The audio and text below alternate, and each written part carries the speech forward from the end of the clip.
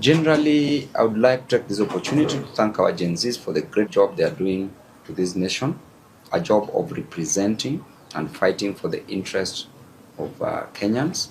And I want to encourage you, the Gen Zs, that you need to proceed with what you are doing, never give up.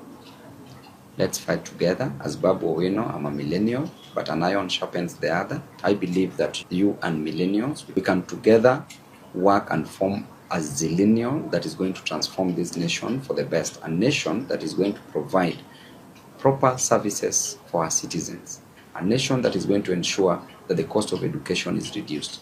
A nation that is going to ensure that you and me get the best from this nation, because we deserve to be in it, and to ensure that under the doctrine of separation of powers, we keep the executive in check.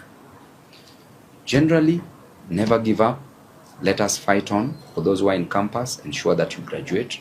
For those who are not lucky to get to campus because of other reasons, we know that there are different avenues to the city of victory. Whatever avenue you pursue, whether in talent, other odd jobs, by the end of the day, let us keep moving.